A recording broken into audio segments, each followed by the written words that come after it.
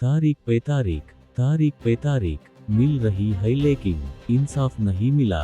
1993ರಲ್ಲಿ ಬಿಡುಗಡೆಯಾದ ಹಿಂದಿ ಸಿನಿಮಾ ದಾಮಿನಿಯಲ್ಲಿ ನಟ ಸನ್ನಿ ಡಿಯೋಲ್ ಕೋರ್ಟ್ ಸನ್ನಿವೇಶದಲ್ಲಿ ಹೇಳುವ ಡೈಲಾಗ್ನಂತೆ ಆಗಿದೆ ಡಿಸಿಎಂ ಡಿಕೆ ಶಿವಕುಮಾರ್ ಮುಖ್ಯಮಂತ್ರಿ ಆಗುವ ಕಥೆ.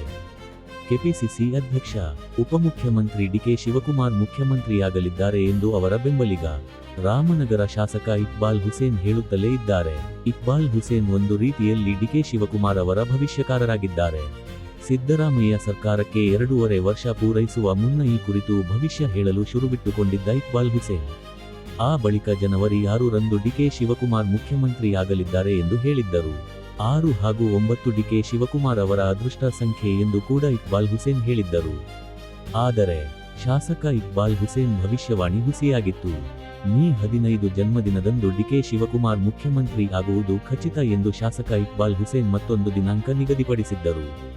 ಆದರೆ ಶಾಸಕ ಇಕ್ಬಾಲ್ ಹುಸೇನ್ ಭವಿಷ್ಯವಾಣಿ ಮತ್ತೊಮ್ಮೆ ಹುಸಿಯಾಗಿದೆ.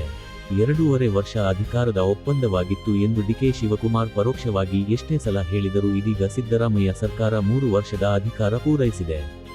ಮೇಲಾಗಿ ಡಿಕೆ ಶಿವಕುಮಾರ್ ತಂತ್ರಕ್ಕೆ ಸಿದ್ದರಾಮಯ್ಯ ಪ್ರತಿತಂತ್ರ ಹೆಣೆಯುತ್ತಲೇ ಇದ್ದಾರೆ. ಅಧಿಕಾರ ಬಿಟ್ಟುಕೊಡಲೇಬೇಕಾದ ಸಂದರ್ಭ ಬಂದರೆ ಡಿಕೆ ಶಿವಕುಮಾರ್ ಬದಲಿಗೆ ಬೇರೊಬ್ಬರು ಅಂದರೆ ತಾವು ಹೇಳಿದವರು ಮುಖ್ಯಮಂತ್ರಿ ಆಗಲಿ ಎಂಬುದು ಸಿದ್ದರಾಮಯ್ಯ ಪಟ್ಟು ಆಗಿದೆ. ಅಧಿಕಾರ ಸಿಗದಿದ್ದರೆ ಡಿಕೆ ಶಿವಕುಮಾರ್ ಸುಮ್ಮನೆ ಇರಬಹುದೇನೋ. ಆದರೆ ಸಿಎಂ ಸಿದ್ದರಾಮಯ್ಯ ಸುಮ್ಮನಿರುವವರಲ್ಲ.